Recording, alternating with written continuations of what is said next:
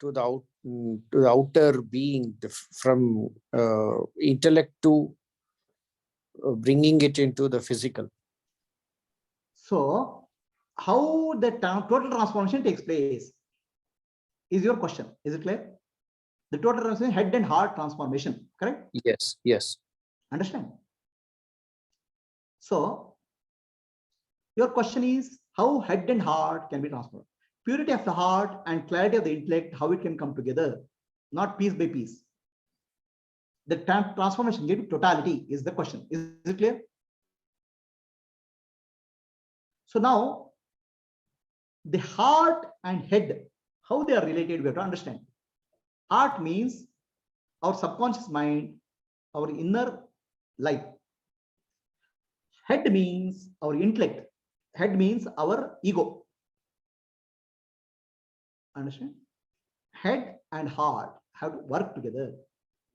That's what is called realization. So now, what is the relationship between these two? Who is the master here? The head is the master. Whatever head or ego is responsible for our conscious interactions in the world. Without ego, I can't interact consciously. I like a child. I'll get cheated or killed by the world. So ego is required for interaction in the world. The head is the gatekeeper. Now, what this gatekeeper allows will go inside us into the heart. Heart is subconscious mind. The conscious mind is only 5%. Gatekeeper is 5%. Subconscious mind is 95%. Heart. Are we clear? Yes. So now, 5% controls the 95%. Right? This is a typical relationship between husband and wife. Husband is 5% and wife is 95%. But who is really controlling whom? Okay. Something goes into heart, then heart will start controlling head. Right? Our emotions, feelings will start controlling, dictating our rational intellect, rational ego. Our fear and anxiety will control the ego. Emotions will control the head. Are we balanced personality? Head and heart is balanced? Most of the time we are imbalanced. Somebody is very intellectual. His head strong, will say. What? Anything you ask, he'll have a question. Anything you will have a cross question. Without understanding, he'll have always criticism. He'll always look at the future, look at the past. He'll never accept life as it is. Headstrong person, correct? Now, remember, head is the one which is the gateway into the heart. Conscious mind is the gateway into subconscious, correct? Unfortunately for us, we are a child. As we grow up, lot of things go into our subconscious through conscious mind. We don't have control. We look at the society, we look at the family, that goes into subconscious mind. And that becomes our subconscious. The family culture, the society belief systems all get into our conscious mind because our intellect is head is not fully developed. Rational mind is not fully developed. Then anything comes, it just goes there. Do you understand what I'm saying? Unconsciously, the conscious mind allows the unconsciousness of the world get into us. Because we are still not grown up, our head has not become clear, mature. Yeah. Right? Before it becomes mature, all our habit patterns, vasanas, impressions are developed because of our surroundings. Family, parents, religion, culture, society. That's what is called samskara. Of course, we are past life also something we bring the baggage. So our heart is formed very quickly before head is mature. Correct? The rest of our life is to try to balance the head and heart. Try to remove whatever wrong learning I have done in my heart. Understand? This is our spiritual journey. To balance the head and heart is spiritual journey. Our head and heart is not balanced at all. Imbalance. Either we are too emotional or too rational. Rational and emotional balance is not happening. This rational and emotional balance happens. This is called Ardhanarishwara. Shiva and Shakti are one. Very difficult. Because the heart is formed much before head is mature. How? You see, when the child is in 6 months in the womb, the brain starts developing. Very rapid development happens by the time child is born. Very big connections happen. In that connection, when the child is in the mother's womb, mother's emotions, what mother hears, they'll affect the formative figures of the brain, the deeper core. Between the age of prenatal to 4 years, almost 50 to 60% of brain is connections are formed, deeper connections. Emotional connections, what I call as heart connections.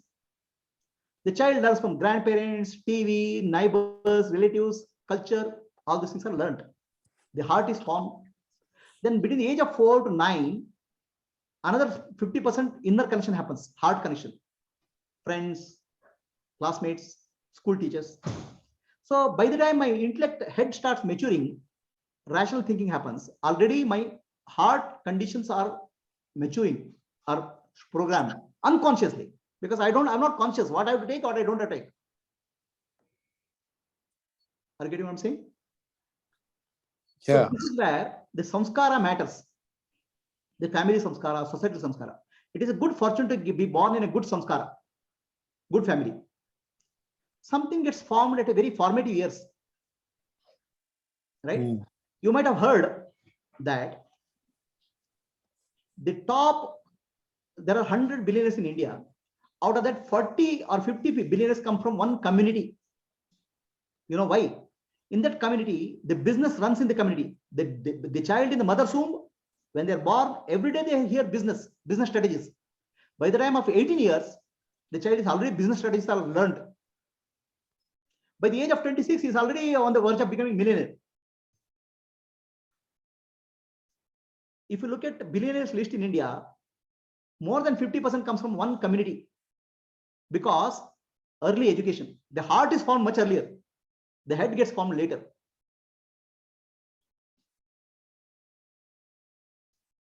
Have you heard of the mother tongue? You know what is mother tongue? Mother tongue is mother speaks to the child. That goes deep inside the consciousness. That forms the heart. Mother tongue is in your heart, actually. Mother is close to my heart. Next, whatever you learn is difficult to learn. I have to learn a foreign language, it has to go to the head first and then go to the heart. That's secondary. Most of the time, most of us, when we think, let's say I have learned English, first a translation takes place into mother tongue, then I have to speak. There's a gap. Mother tongue goes to the heart because it's in formative years. Then other talk which we learn, other language we learn later. It is secondary. Our immediate thinking and reaction comes from our heart, then it has to be translated to head. A great scholar came to this guy's Krishnadevaraya's palace. He challenged, he knows 70 languages. Every language I'm fluent, I'm Pandita scholar. Can anybody tell me what is my original language? Nobody is able to. Every question you ask, he gives an answer fluently in that language.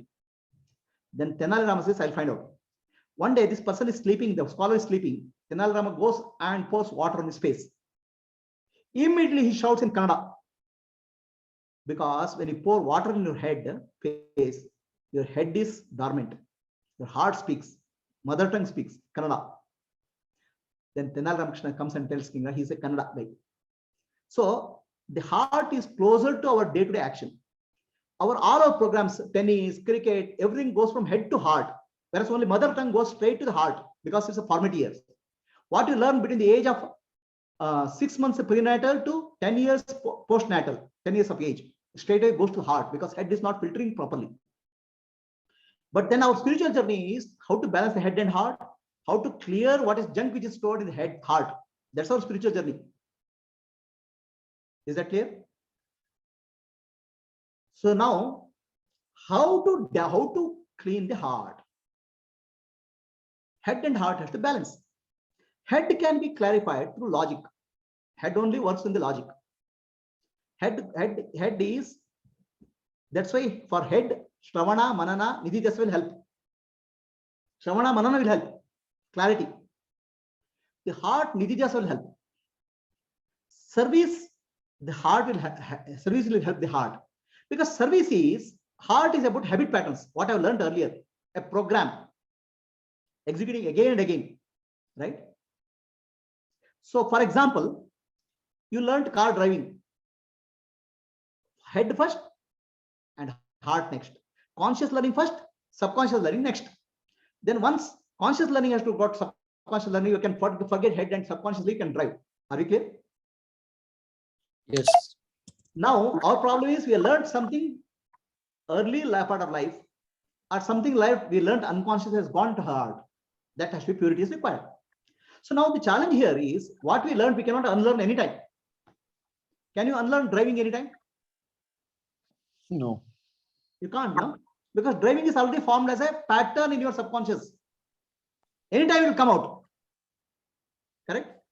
Anytime you press accelerator will come out because body and mind has learned it. So then what is required to unlearn the subconscious? You don't have to unlearn. You turn and teach a good habit earlier, next habit, better habit. So the better habit becomes dominant. Unconscious habits will go down. Are we clear?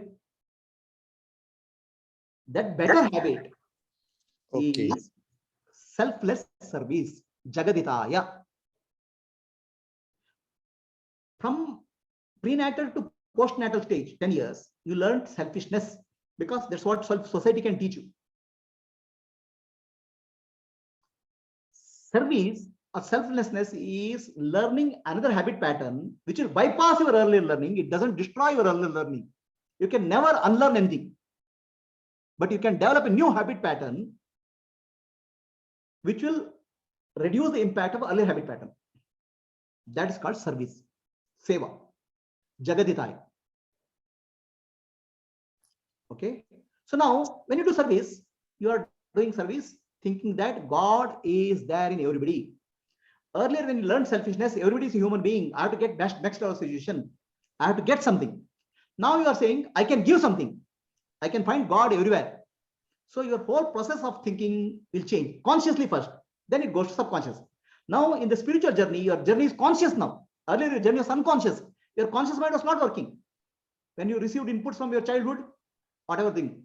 Now your conscious mind is developed. So you are consciously bringing new habit patterns which will override the old habit patterns.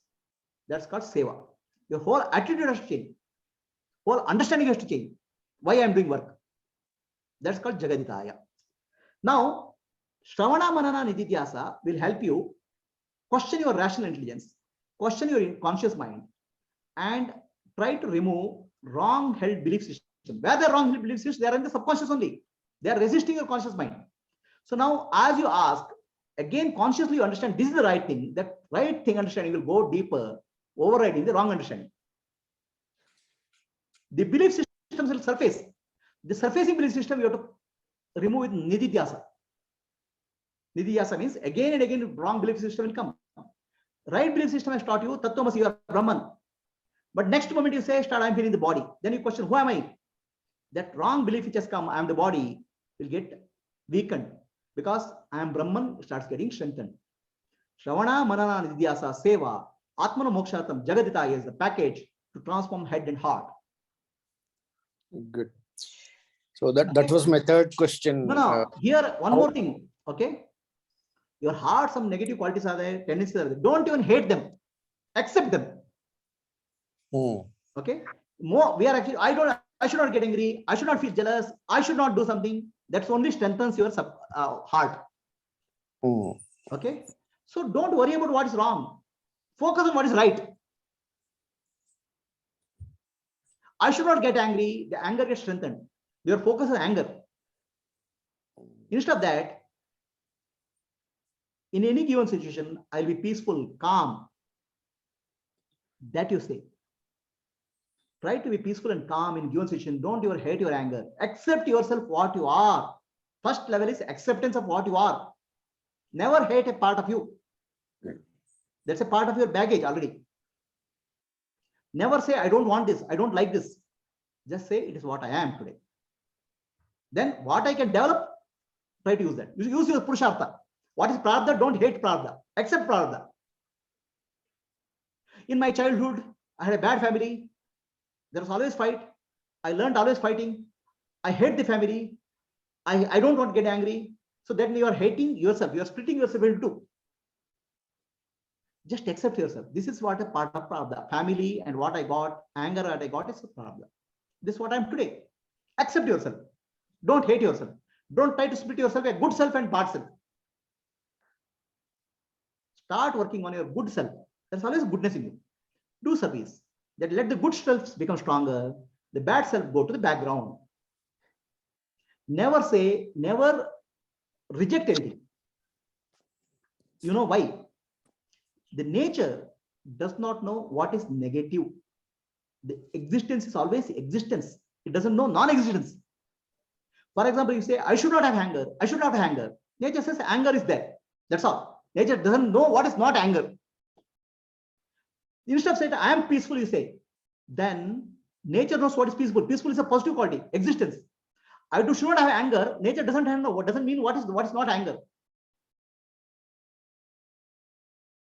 Instead of saying, I should not have anger, just say, I have peace. I am becoming peaceful. I am becoming more and more peaceful. Then that will develop in you. Never split yourself into good self and bad self. Never split yourself into head and heart. Just try to do what is good, what is right. Then wrong will get corrected. Shravana, Manana, Nidhyasa service you do, then wrong or what is not, your vasanas and impressions start dissolving. No, I did service for 10 years. My vasanas have not gone. That means you are strengthening your vasana. Your focus is not on service. So in my childhood, my mother used to say, never talk negative about others. Never talk negative about yourself. Because there are tathastu devatas. They'll make sure it happens. Our words, our thoughts are creating reality for us. What is reality you are creating for yourself? No, I should not have anger. Then you are creating anger in you. I have anger. Accept anger. It's part of my prarabdha karma. Now what next to do? I learn how to be peaceful. That should be your approach rather than splitting yourself into good part and bad part. Accept yourself first.